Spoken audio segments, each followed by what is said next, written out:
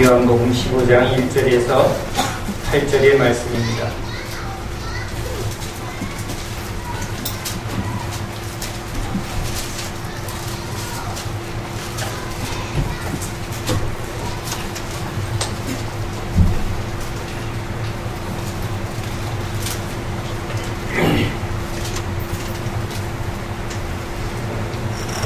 하나님 말씀을 함께 읽습니다. 나는 참 포도나무요 내 아버지는 농부라. 무릇 내게 붙어있어 열매를 맺지 아니하는 가지는 아버지께서 그것을 제거해 버리시고, 무릇 열매를 맺는 가지는 더 열매를 맺게 하려 하여 그것을 깨끗하게 심으니라. 너희는 내가 일러준 말로 이미 깨끗하여졌으니 내 안에 거하라. 나도 너희 안에 거하리라.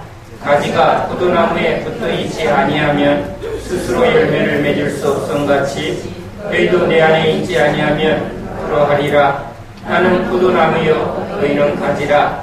그가 내 안에 내가 그 안에 거하면 사람이 열매를 많이 맺나니 나를 떠나서는 너희가 아무것도 할 수 없음이라. 사람이 내 안에 거하지 아니하면 가지처럼 밖에 버려져 마르나니 사람들이 그것을 모아다가 불에 던져 사르느니라. 너희가 내 안에 거하고 내 말이 너희 안에 거하면 무엇이든지 원하는 대로 구하라. 그리하면 이루리라. 너희가 열매를 많이 맺으면 내 아버지께서 영광을 받으실 것이요 너희는 내 제자가 되리라. 아멘. 할렐루야. 하나님이 흙으로 아담을 지으시고 그의 코에 하나님의 호흡을 넣어주셔서 생명이 되었습니다. 살아있는 영적인 존재, 생명입니다. 살아있는 육적인 존재가 아니라 살아있는 영적인 존재, 그것이 인간에 대한 정의입니다. 하나님은 인간을 지을 때부터 영이신 하나님과 에덴에서 함께 교제하고 하나님을 대신해서 하나님의 나라를 다스리고 하나님의 뜻을 이루는 영적인 존재로 지었습니다. 그런 우리가 이제 죄로 말미암아 하나님을 알 수 있는 영이 죽어버립니다. 그래서 우리는 육에 속해 있고 육을 따라 욕망을 따라 살아갑니다. 죄로 죽은 것은 하나님이 우리에게 주신 영의 생명, 영의 삶을 잃어버린 겁니다. 영, 하나님은 영이시라. 하나님은 사랑이시라. 영적인 존재는 사랑을 따라 살아가는 존재입니다. 자신을 위하지 않고 철저히 타자를 위해서 살아가는 존재. 예수님은 아버지를 위하고 성령님은 성자 예수를 위하고 또 아버지는 그 모든 것을 또 아들에게 돌리면서 서로를 위하면서 사랑의 나라를 이루어가는 그것이 하나님이 사랑이시고 하나님이 세운 하나님 나라의 본질입니다. 그런데 죄는 이렇게 자신을 위하지 않고 남을 위해서 살아가야 할 우리의 존재와 삶의 방법을 다 깨트려 버렸습니다. 욕망의 노예가 되고 자기의 노예가 됩니다. 이 시대에 가장 많이 듣는 말은 웹이라는 단어입니다. 웹사이트, 웹진, 웹이라는 현대 언어, 이 컴퓨터 언어를 쓰는데 거미줄이라는 뜻이라고 합니다. 거미줄을 여러분이 이렇게 그려보면 거미줄의 중심에 거미가 딱 앉아있고 이제 모든 것은 거미줄을 통해서 다 중심으로 이렇게 집중되어지는 원리죠. 이 시대의 특징이라는 겁니다. 전부 자기중심이라는 것이죠. 그래서 철저히 개인주의 또 자기중심이 강화된 이 시대의 특징을 말합니다. 이것은 죄가 관영해지는, 죄가 깊어지는 현상을 성경은 말합니다. 죄에서 우리가 구원을 받고 은혜로 또 성령으로 주님의 뜻대로 구원을 받으면 자기중심적인 존재가 이제 자기를 위하여 살지 않고 주님을 위하여, 이웃을 위하여 우리의 삶의 존재가 바뀝니다. 삶의 중심이 바뀌어지는 것입니다. 이것은 우리가 바꾸는 게 아니라 하나님이 우리를 거듭나게 하고 새로운 피조물로 만들 때 바로 사랑을 따라 살도록 우리의 중심을 다 바꾸어 버리는 겁니다. 회개, 돌이키게 하는 겁니다. 자기를 위하여, 욕망을 위하여 달려가던 사람이 주를 위하여, 이웃을 위하여 삶의 방향을 바꾸었다, 회심했다, 회개했다, 변화받았다, 구원받았다. 같은 말입니다. 그러니까 우리 예수 믿는 사람은 지금 삶의 방향이 바뀌어야 합니다. 자, 하나님을 위해서 살고 하나님의 은혜로 살아야 할 우리 인간이 이제 죄로 하나님을 떠나게 되면서 인간은 자기 존재성을 잃어버립니다. 자기가 누군지, 자기가 어떠한 삶을 살아야 할지 그것을 다 잃어버렸습니다. 하나님이 우리에게 근본이 되고 능력이 되면 우리는 소유에 붙들리지 않습니다. 왜? 하나님이 모든 걸 공급해 줍니다. 근데 하나님을 떠나니까 우리는 이제 모든 것을 우리 힘으로 살아야만 합니다. 우리가 노동해야 되고 또 우리가 땀 흘려야만 했습니다. 자, 우리 역사를 보면 우리 사람들은 이제 하나님을 떠난 우리 인간들은 이제 자기의 존재와 삶을 위해서 계속 소유를 추구합니다. 아무것도 없는 존재는 흙먼지 짐승과 같습니다. 먹고 그냥 죽어버립니다. 삶의 의미를 찾지 못한 인간은 자기의 존재를 뭔가 나타내고 싶어서 이름을 내고 또 자기의 존재에 뭔가 특별함을 나타내기 위해서 뭔가를 열심히 추구하게 됩니다. 힘이죠. 돈이죠. 자, 역사 속에 누가 이름을 냅니까? 왕이 이름을 냅니다. 힘을 가진 사람이 이름을 냅니다. 자기의 존재를 그것으로 증명하려고 합니다. 그래서 농경사회, 부족사회에서 이제 힘 있는 사람이 더 많은 것들을 이렇게 착취하고 소유하면서 자기 이름을 내고 탑을 쌓고 그게 왕이죠. 그게 군주죠. 그게 영웅입니다. 그렇지 못한 사람은 이름도 없이 그냥 흙으로 돌아갑니다. 그랬던 사회가, 이 농경사회가 이제 산업사회로 바뀝니다. 갑자기 기계가 발명이 되면서 굉장한 이 소득의 부가 일어납니다. 많은 사람에게 이 부가 넘치게 됩니다. 그렇게 되면서 우리가 지금 살아가는 여러 사회의 기본 형태들이 일어납니다. 기업이 일어나고 자수성가하는 사람들이 나타납니다. 그러니까 정해진 어떤 귀족들, 왕족들의 세상이 아니라 이제 더 많은 기술을 습득하고 더 많은 물질을 소유한 산업사회에 일어납니다. 신흥 부자들이 일어납니다. 그러면서 이름을 냅니다. 그렇게 살았던 이 시대 속에 이제 정보사회가 갑작스럽게 도래합니다. 우리가 지금 한국 사회는요, 이 농업사회에서 산업사회에서 이 정보사회로 급속도로 발전한 특이한 세계 속의 특이한 나라라고 합니다. 이 시대가 바뀔 때 굉장히 많은 시간이 흐르는데 한국은 아주 짧은 시간 동안 농업에서 산업사회로 전환했고 산업사회에서 또 초고속 인터넷을 가장 빠르게 이 기술을 가장 빠르게 이렇게 붙들은 아주 한강의 기적을 이룬 그런 사회입니다. 이런 시대의 변화 속에 여러분 무명의 사람들이 신흥재벌로 일어나고 그렇죠. 옛날에는 귀족들이죠. 전통의 가문 4대부 왕족들이 대대로 부를 누리고 이름을 가져왔습니다. 그렇지 않은 사람은 이름도 없습니다. 존재도 없습니다. 그냥 사라졌습니다. 우리 역사 속에 얼마나 많은 사람들이 이름도 없이 죽어갔는지 모릅니다. 여자들은 더하죠. 개똥이 말년이 뭐 그랬답니다. 옛날 여자분들은 밥상에도 앉지 않고 존재성이 없었습니다. 그러던 사회에서 이제 산업사회로 전환하면서 여자들에게도 평등이 주어지고 기회가 주어집니다. 그리고는 이제 기술사회로 들어가면서 지식에 또는 이런 뛰어난 어떤 재능을 가진 사람들이 이제 두각을 나타냅니다. 왜 갑자기 지금 이 시대의 이야기를 하는가? 이 시대의 흐름을 시대학자들이 이렇게 산업사회, 뭐 농경사회, 정보사회, 미래는 어떤 사회인가? 감성의 시대다. 감동이 없으면 이제 기술로도 채워지지 않는다는 것입니다. 감동을 줘야만 이 시대는 살아남는다.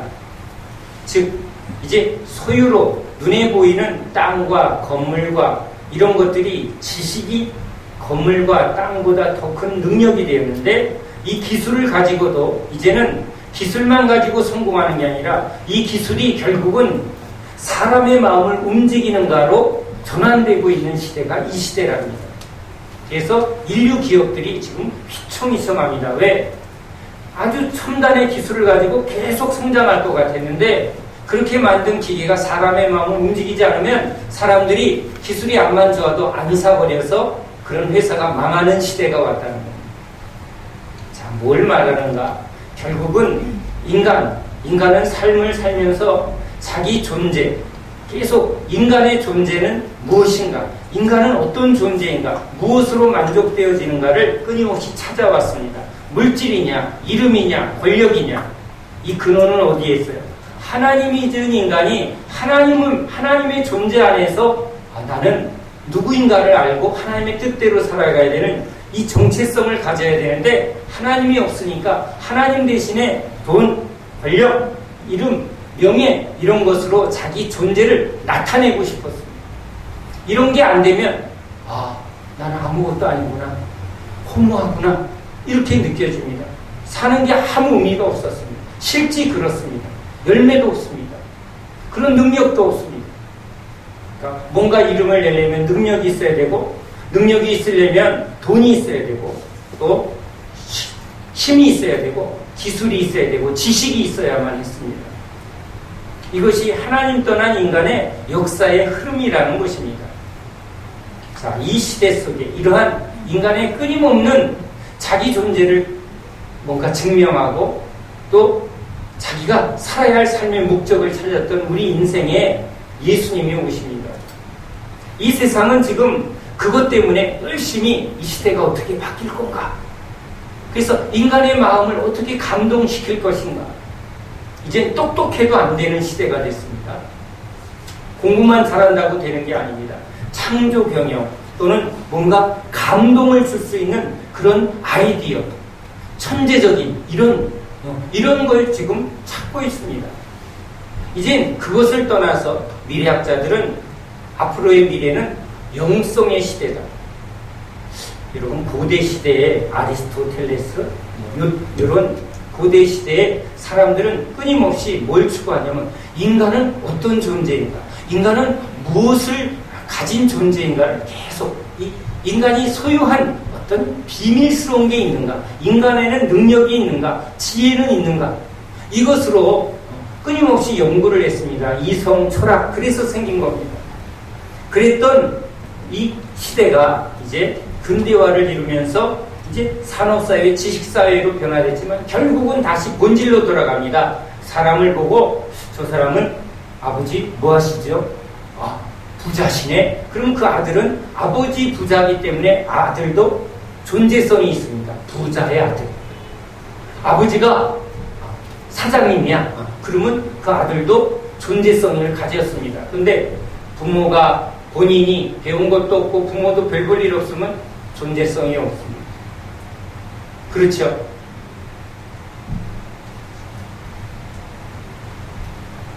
이 말은 인간은 끊임없이 사람을 보면서 저 사람이 누구지? 이 말은 거꾸로 나는 누구지? 라는 말입니다. 지금도 사람을 만나면 그 사람이 누군가 그 사람이 뭘 소유했는가를 본다는 겁니다. 직업을 통해서 그가 가진 만큼 가치가 있다라고 보는 것이죠. 인간은 자기 존재, 자기가 누구인가를 끊임없이 찾는 존재입니다. 왜? 하나님을 떠나면서부터 존재의 이 뿌리를 없앴기 때문에 꼭 고향을 찾는 사람처럼 자기 존재의 근거를 하나님 대신에 뭘 가졌는가 이겁니다. 그래서 미래 시대는 이제 돈도 아니고 권력도 아니고 지식도 아니고 뭔가 인간의 마음을 감동시키는 특별한 신비한 단순히 이런 지식적인 게 아니라 뭔가 특별한 것이 있어야 되는데 라는 것을 지금 사람들이 생각하게 됩니다. 못 먹던 시대에는 잘 먹는 집이면 최고였습니다. 보리밥 먹던 사람들이 쌀밥 먹는 사람을 부러워했습니다. 차 없던 사람이 차만 있으면 우와 대단했습니다. 이제 먹고 살고 이런 것들이 어느 정도 채워지니까 그것이 인간의 존재성이 안 됩니다. 부자야? 그래 너 부자야.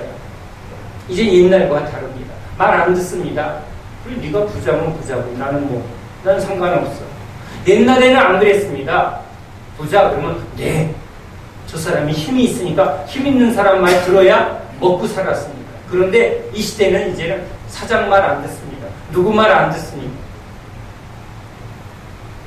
그러면 이제 이렇게 된 때에는 결국은 인간은 이제 먹고 사는 문제를 해결하고 이제 자꾸 존재로 자꾸 생각합니다. 난 누구지? 혹시 이 중에 아직 이런 생각이 안 들면 여러분은 계속 세상에 붙들려 있습니다. 과거에 붙들려 있습니다. 돈이 있냐 없냐, 집이 있냐 없냐, 소유가 있냐 없냐, 이것으로 사람을 보고 이것으로 자꾸 보는 사람은 지금 과거, 흘러간 과거 속에 아직 머물러 있습니다. 이 시대는 점점 본질을 추구하고 있습니다. 그게 이 시대의 특징이라는 것입니다. 미래 사회의 특징은 이제 더 큰 본질, 바로 영성의 시대라는 것입니다. 인간은 어떤 존재입니까? 이 시대 속에 우리 그리스도인은 시대를 초월해서 우리 인간의 존재 진정한 답, 구원이죠. 바로 예수 그리스도, 그분이 우리가 누구인가를 회복하러 오셨습니다. 바로 오늘 우리가 읽은 이 말씀 속에 영원한 진리, 시대와 상관없이 영원한 진리의 답을 주러 오셨습니다. 바로 오늘 주님이 말씀하십니다. 내 안에 거하라, 나도 너희 안에 거하리라. 포도나무와 가지의 관계를 통해서 우리는 하나님을 떠난 가지라는 존재는 자기의 존재를 구현할 수가 없습니다. 여러분, 나뭇가지 하나 보고 이 가지가 뭔가요? 라고 물으면 뿌리를 봐야 이게 뭔지를 알고 열매를 봐야 이 가지가 어떤 존재인가를 아는데 뿌리도 없고 열매도 없으면 가지만 가지고 누군지 압니다. 그러니까 우리도 인간을 볼 때 그 사람을 보면 그 사람의 뿌리를 봐야죠. 그래서 부모님 뭐 하시는 분이죠? 이건 뭘 보려고요? 뿌리를 보려고. 또 뿌리를 묻지 않고 이 사람의 열매, 당신 뭐 했어요? 뭘 이루었어요? 얼마나 많이 벌었어요? 당신 직업이 뭐예요? 돈 얼마나 가졌어요? 이게 뭐죠? 그 사람이 지금 활동을 통해서 이루어놓은 업적을 통해서 이 가지라는 존재가 어떤 존재인가를 지금 증명하는 거죠. 그러죠? 자, 그래서 예수님이 우리 인간의 이런 본질의 문제를 이렇게 하나님이 지은 형상대로 내가 이제 너희 안에 포도나무에 이제 우리 가지를 다시 붙여줌으로 우리가 누구라고요? 우린 하나님의 형상으로 지은 하나님의 백성이구나 라는 진정한 우리 존재를 회복합니다. 예수 그리스도를 만나지 않고 종교 우리 서기관 바리새인들은 자기의 행위로 열매를 많이 맺어서 내가 의로운 사람이고 내가 훌륭한 사람이라는 걸 막 증명하려고 했습니다. 근데 그 열매가 없다는 거죠. 가지만 무성했습니다. 그래서 예수님이 우리에게 오셔서 내 안에 거하라. 너희가 나를 떠나서는 존재가 없다. 예수는 역사와 시대와 모든 인간의 진정한 답이심을 믿으시기 바랍니다. 제가 왜 시대 이야기를 하는가? 많은 시대의 학자들과 사상가들 또는 많은 지식인들이 바로 인간의 이 본질 문제를 가지고 수천 년간 연구해 왔습니다. 인간은 누구인가? 인간은 어떤 존재인가? 그래서 우주로도 가고 미생물도 연구하고 별의별 사회, 정치, 경제 많은 학문을 통해서 그들이 찾고자 했던 것, 인간은 누구인가요? 우리 그리스도인은 이 문제에 대한 진정한 답을 아멘, 오늘 이 진리로 수천 년간 인간이 찾았던 인간의 그 본질에 대한 진정한 답을 우리 주님이 우리에게 주시는 겁니다. 예수님은 우리를 죄에서 구원하는 단순한 속죄의 양으로만 온 게 아니라 이제 우리와 온전한 연합을 통해서 우리가 하나님과 연합되어 있는 존재라는 것을 우리에게 주려고 합니다. 여러분, 하나님이 우리의 근원이 되어주시면 우리는 이제 소유로 내가 누구인가를 말할 필요가 없습니다. 예를 들면 재벌집 아들은 자기가 뭘 가졌는가를 사람들한테 증명할 필요가 없습니다. 누구만 말하면 되죠? 우리 아버지가 삼성그룹이야. 이 한마디면 더 돈이 있냐 없냐 물어요, 안 물어요? 안 묻습니다. 그가 어디에 속해 있는가가 그의 존재이기 때문에 그렇습니다. 우리도 크면서 우리 아버지 뭐 하시니? 이렇게 물어서 네, 청소부십니다. 그 한마디면 그래, 너는 어떤 삶이고 어떻게 살아가는 거고 너는 누구인지를 그 한마디로 그냥 묻지도 않았습니다. 네, 아버지가 높으신 분이야. 오, 제가 오버하나요? 아니요, 분명히 그랬습니다. 우리만 그래요? 아닙니다. 역사 속에 다 그렇습니다. 영의정이십니다. 오, 영의정집 자제군요. 영의정집 똥 깨면 똥 깨도 여러분 높임을 받던 시대. 자, 이제 오늘 말씀을 지식으로가 아니라 실전으로 우리가 붙들어야 합니다. 예수님이 우리에게 오심은 우리를 왜 죄에서 깨끗게 하셨는가? 여러분, 더러우면 하나가 될 수 없습니다. 여러분, 아주 더러운 남자가 빨개 벗고 여러분에게 사랑합니다라고 이렇게 안아주면 이 예는 녹음해서 지우시기 바랍니다. 확 안아주면 안아주고 싶습니까? 아니면 걷어차고 싶습니까? 네. 주님은 우리를 하나 되려 오셨습니다. 우리를 포도나무의 가지로 이렇게 붙이러 오셨는데 더러우면 붙여줄 수가 없습니다. 그래서 주님이 하나 되기 전에 먼저 깨끗게 하는 겁니다. 신랑 신부가 결혼하기 전에 먼저 깨끗하게 정리하고 하나가 되는 겁니다. 우리를 죄에서 완전히 깨끗게 하심은 의롭고 거룩하신 하나님과 하나 되게 하려고 우리를 죄에서 용서하시는 것입니다. 오늘 너희는 내가 일러준 말로 이미 깨끗하여졌습니다. 말씀과 기도로 주님의 말씀이 뭐죠? 십자가에 흘려주신 피로 우리의 모든 죄를 속량하여 주셨습니다. 진리의 말씀이 아멘으로 우리에게 능력이 돼서 깨끗하여졌음을 믿습니다. 십자가에 이미 치러준 보혈이 우리를 죄에서 깨끗하여 주셨습니다. 이 말씀을 믿을 때 이 말씀은 우리의 영과 혼과 벌수에 속에 있는 모든 죄악을 깨끗게 하는 하나님의 능력인 줄 믿습니다. 믿음대로 될지어다. 자, 이 믿음을 가지고 우리는 날마다 씻습니다. 더러우면 발 닦고 더러우면 샤워하듯이 우리는 날마다 예수의 피로 씻어냅니다. 이제 깨끗하게 씻은 우리가 주님과 온전한 연합에 나아갑니다. 나를 따라오너라. 욕망에 붙들리고 거짓에 붙들린 사람은 주님을 따라가지 않습니다. 필요만 찾고 돌아갑니다. 교회도 똑같습니다. 천국 가기 위한 믿음 또는 자기 문제를 해결하기 위한 믿음으로 온 사람은 자기 목적을 딱 붙들면 가버립니다. 주님을 따라가지 않습니다. 주님을 사랑하지 않습니다. 그러나 주님을 알고 주님의 이 목적을 알면 이제 주님과 온전한 연합의 자리로 나아갑니다. 내가 십자가에 못 박혀 죽었나니. 누구와 함께? 예수와 함께 십자가에 못 박혀 죽었나니.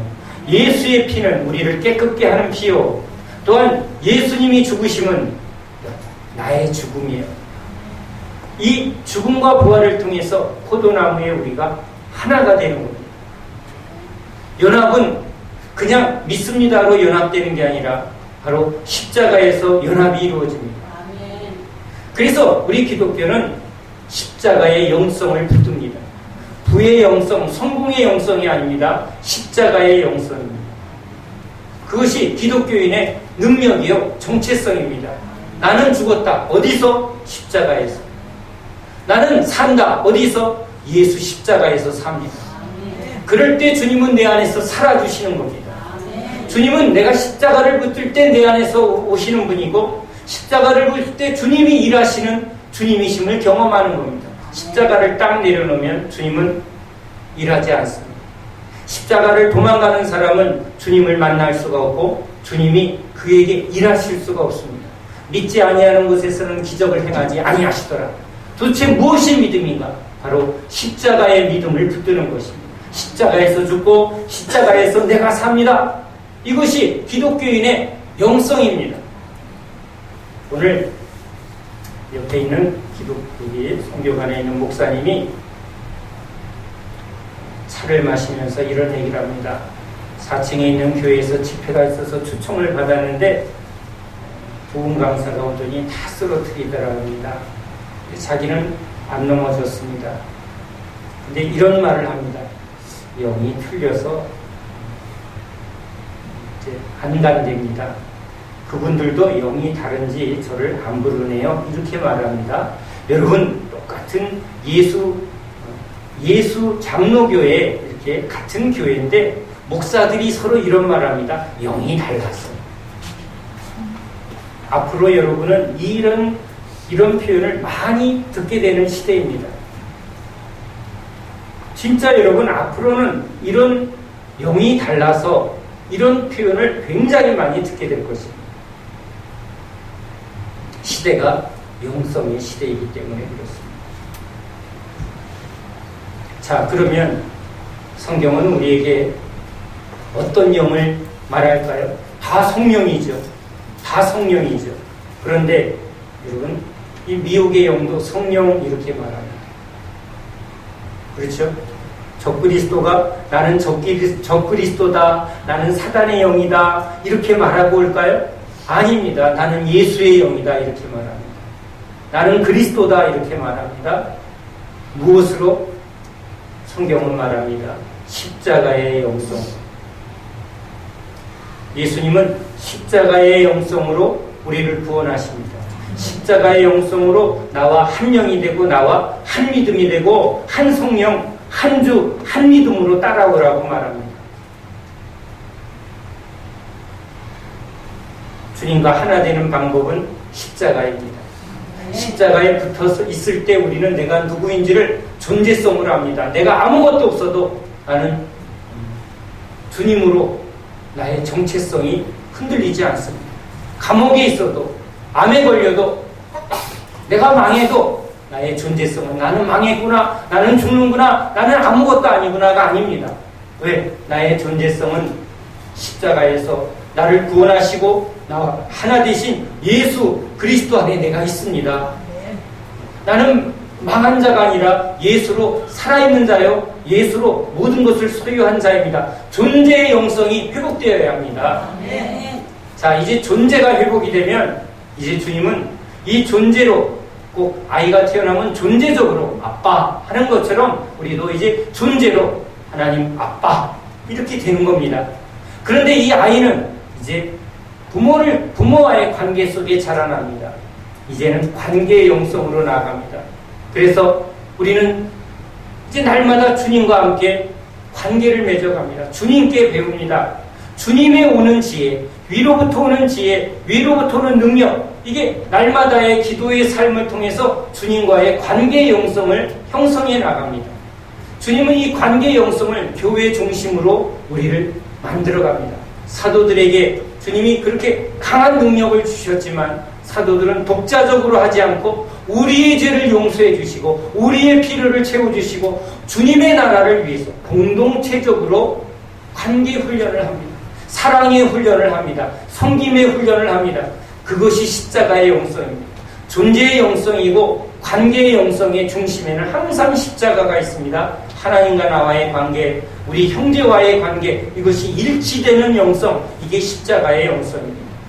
지금 주님이 여러분을 날마다 십자가 중심으로 끌고 가실 때 여러분은 주님이 나와 함께 하는구나, 이것을 확신하시면 됩니다. 그 십자가의 영성은 여러분을 교회 중심으로 훈련합니다. 내가 아닌 우리 형제들. 교회는 이 시대 속에, 이 사회 속에 하나님의 나라와 하나님의 영광을 위하고 하나님의 구원을 이루어가는 하나님의 방법입니다. 그래서 성령이 충만한 사도들이, 집사들이 어디에 충성합니까? 주님께 충성하되 주님의 몸된 교회에 충성합니다. 교회가 함께 움직입니다. 물론 이 시대는 수많은 타락한 교회로 인하여 성도들이 교회에 대한 이런 본질을, 꿈을 꾸지 않습니다. 믿을 사람이 없다는 거죠. 교회가 누굽니까? 건물이 교회가 아니라 우리가 교회입니다. 즉 서로를 믿지 않습니다. 목사를 믿지 않는 건 당연한 거고, 장로를 믿지 않고 서로 집사들하고 깊은 연합을 하지 않습니다. 그냥 적당히 좋게 근심 걱정 나누지 않고 그냥 편안하게 재미나게 요 수준을 못 벗어납니다. 형제가 뭡니까? 너의 아픔은 나의 아픔, 너의 문제는 내 문제. 여러분, 이게 서로 한 몸이 되는 이웃사랑이죠. 목사냐 성도냐 분리하는 게 아닙니다. 우리는 주 안에 형제로서 한 몸으로 주님이 사랑하라고 모이는 겁니다. 각각 직분을 따라, 은사를 따라 주님이 하라고 하는 말을 전하고 주님이 하라는 대로 기도하고 섬기는 것뿐이지, 이게 상하 직분도 아니고 그런 게 아닙니다. 여기는 주님의 나라입니다. 주님의 영광을 위하고 주님의 형상을 회복하는 주님의 나라입니다. 제가 하는 모든 일이 여러분을 주님의 형상으로 회복하는 일입니다.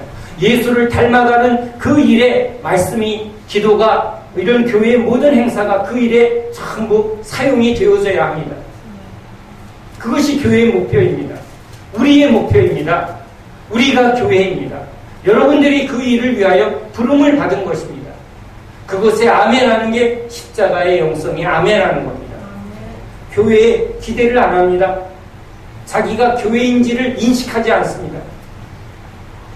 자기의 사명이 뭔지를 전혀 인식하지 않습니다. 그러니까 열매가 없습니다. 아까 비유로 존재의 영성이 없고 열매의 영성이 없으면 자기 존재가 없습니다. 그러니까 교회에 이렇게 오긴 오는데 자기 존재성이 없습니다.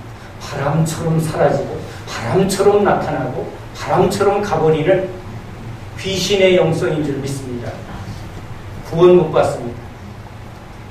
우리는 십자가의 주님과 떨어져서는 안 되고 그 진리를 붙드는 교회와 한 몸이 되어야 합니다.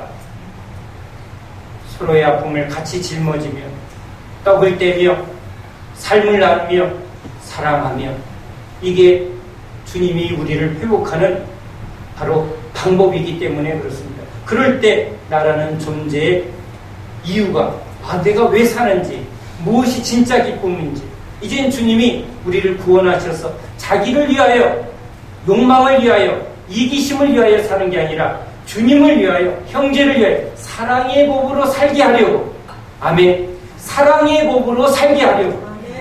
여기서 사랑의 법을 살면서 천국을 미리 훈련하다가 천국 들어가는 줄 믿습니다. 여기서 이기적으로 살고 고립되어서 사는 사람은 지옥에 가는 줄 믿습니다. 이건 분명한 겁니다. 그냥 나는 개인의 프라이버시를 존중해 주세요. 난 조용히 혼자 살겠습니다. 혼자 믿겠습니다. 지옥 갑니다. 머리에서 지우시기 바랍니다. 나는 성격이 그래요. 나는 좀 우울해요. 나는 내성적이에요. 십자가에 못 박아 죽으시기 바랍니다. 우리는 이타적이 되고 주님을 따라서 자기를 위하여 살지 않습니다. 기질대로 살지 않습니다. 성령을 따라 삽니다. 아멘. 그러면 성령이 우리의 심령을 바꿔줍니다. 우울하던 사람이 기쁨의 사람으로, 내성적인 사람이 내성적이지만 외향적일 땐 충분히 내향적으로 바꿔주시는 줄 믿습니다. 이제 주님은 열매를 많이 맺는 것을 말합니다. 이 열매는 바로 우리 안의 열매와 세상 속에서의 열매입니다. 너희는 세상의 빛이라 소금이라. 여러분, 우리가 세상에서 전혀 빛을 발휘하지 못하고 소금의 역할을 하지 않으면 우리가 지금 제대로 열매를 하나님과 붙어 있지 않다는 말입니다. 교회가 건강하지 않다는 말입니다. 물이 그냥 흘러가지 않고 고여 있으면 썩습니다. 주님과 잘 붙어 있어도 그 주님이 주시는 은혜를 우리는 이제 전도하며, 전도를 그냥 구원에 대한 전도만이 아니라 이 세상의 불의와 악에 대하여 우리는 사랑으로 그것을 선포하며 나아가야 합니다. 가난한 자에게, 묶인 자에게 섬기러 갑니다. 사랑하러 갑니다. 그 중에 주 안으로 돌아오는 자도 있고 어떤 사람은 안 돌아옵니다. 그건 하나님이 하실 일입니다. 그 삶을 통해서 우리는 내가 누구인지를 확인하며 삽니다. 아, 주님, 나 하나님의 아들입니다. 삶을 통해서 그 기쁨을 회복합니다. 섬기는 게 기쁨입니다. 아, 내가 소유로 사는 게 아니라 이렇게 존재로 살고 진짜 날마다 주님과 교제하고 주 안의 형제들과 사랑을 나누며 그리고 죽어가는 영혼들을 향해서 저 세상을 향해서 손을 내밀 때 주님이 너희는 왕같은 제사장이라, 세상의 빛과 소금이라, 그 이름이 해같이 빛나게 될 줄 믿습니다. 그러한 존재가 되어지기 위하여 주님이 십자가에 오르신 줄 믿습니다. 그 십자가를 통해서 교회를 세우신 줄 믿습니다. 교회는 십자가의 교회입니다. 그래서 십자가를 세우고 십자가를 상징하고 십자가를 설교하고 십자가의 찬양을 하는 것입니다.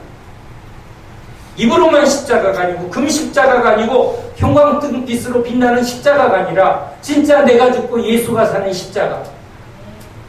그럴 때 우리 안에 하나님이 일하십니다. 하나님이 내 안에 사시는 이는 예수. 예수님이 일하실 때 변화될 줄 믿습니다. 예수가 일하실 때 구원의 역사가 일어날 줄 믿습니다. 그래서 기도하는 거죠. 내 뜻을 위하여 기도하는 게 아니라 주님의 뜻이 내게 이루어지고 주님의 나라가 하늘에서 이루어진 것 같이 우리 교회에서 이루어지고 우리가 살아가는 세상 속에서 이루어지다. 이게 여러분 우리 그리스도인의 기도입니다. 이제는 우리는 욕심을 따라 세상을 따라 구하는 자가 아닙니다. 부자 되게 해주세요. 안 아프게 해주세요. 이런 단순한 우리 욕망의 기도가 아니라 우리 문제에 대한 기도가 아니라 이제 예수 안에서 내가 누구인지를 알고 내가 어떻게 살아야 하는지를 날마다 주님의 말씀 앞에서 회복하면서 주님 뜻대로 삽니다. 주님을 위해서 삽니다. 우리가 주의 나라를 위하고 우리가 주를 위해서 살면 주님이 너희의 필요한 것들, 구하지 아니한 것들 다 내가 챙겨줄게. 먹을 거 입을 거 굶주리나 보라. 너희들이 벌거벗나 보라. 의의 옷을 입혀주고 생명의 말씀으로 날마다 배부르게 만들어주실 줄 믿습니다. 우리 영이 충만해서 진짜 저 사람은 뭐 가진 것도 없는데 얼굴이 왜 이렇게 빛이 나나. 저 영혼의, 저 자유한 영혼의 그 빛은 여러분 이 마지막 시대에 사람들은 이제 소유를 보지 않고 신비한 능력, 저 사람은 무엇을 가졌을까? 신비한 능력, 이게 마지막 시대에 사람들이 찾는 겁니다. 기독교가 신비한 능력을 잃어버리니까 이제 교회는 사람들에게 별 흥미가 없습니다. 우리 존재 안에 사람들이 이제는 당신이 돈이 있습니까? 없습니다를 이제는 묻는 시대가 아닙니다. 당신 안에 뭐가 있습니까? 진짜 세상에 없는 신비한 능력이 있습니까? 이게 이 시대의 질문입니다. 우리 예수 믿는 사람은 그 신비한 능력이 뭡니까? 성령입니다. 예수입니다. 우리 살아계신 하나님이십니다. 하나님만큼 신비한 게 어디 있습니까? 그분의 지혜, 그분의 생명, 그분의 능력은 이 세상이 그 무엇과도 얻을 수 없고 구할 수 없는 영원한 영생이요, 하나님의 놀라운 지혜요, 하나님의 크고 놀라운 능력인 줄로 믿습니다. 사망이 흔들 수 없는 이 세상 어떠한 것도 전쟁이나 기근이나 적신이나 환란이나 온갖 사단의 시험에도 전혀 요동하지 않는 그 해같이 빛나는 스데반의 얼굴, 그 찬란하게 빛나는 우리 믿음의 사도들의 그 영광스러운 얼굴, 그들은 모든 것을 가진 자였습니다. 시대와 그리고 모든 역사 속에 그들은 보석같이 빛나는 그런 위대한 주님의 자녀들입니다. 우리에게 그 사명을 주십니다. 존재의 영석, 우리는 예수 안에 있습니다. 우리는 주님과 교제하고 주 안에서 말씀으로 하나 된 형제와 서로 깊은 교제를 나눕니다. 서로 사랑을 합니다. 그러면서 서로 우리가 몸을 이뤄가면서 자라납니다. 깊이가 있어집니다. 높이가 있어집니다. 풍성해집니다. 우리는 그것을 또 세상으로 나누려 합니다. 섬기러 나아갑니다. 그러면 세상에서 그 신비하고 놀라운 하나님의 영광을 증거하는 자가 우리가 될 줄로 믿습니다. 교회가 세상의 구원이요 빛입니다. 마지막 시대 진짜 능력이요 실체의 시대입니다. 진검승부입니다. 같은 예수 믿는 사람끼리 이제는 직분이 뭐예요? 이건 이제 아무 의미 없습니다. 목사입니다. 이 말이 이제는 더 부끄러운 시대가 되어버렸습니다. 이제 뭘로 말해야 합니까? 당신 안에 뭐가 있습니까? 전에는 지갑에서 돈 꺼내면 다 됐는데 이제는 그게 소용이 없습니다. 이제 뭘 꺼내야 합니까? 예수의 이름의 능력이 나와야 될 줄 믿습니다. 주님의 놀라운 은혜가 우리 심령 속에서 날마다 흘러야 될 줄로 믿습니다. 기도하는 교회, 말씀에 붙들리는 교회, 성령의 충만한 교회, 주님의 뜻인 줄로 믿습니다. 우리가 그것을 함께 이루어가길 원합니다. 함께 십자가 앞에 모이고 십자가의 기도로, 십자가의 말씀으로 우리가 날마다 그 앞에 엎드릴 때 주님이 이 약속의 말씀을 우리에게 이루어 주실 줄로 믿습니다. 바라는 대로 될지어다. 이 말씀이 이루어질지어다. 기도합니다. 하나님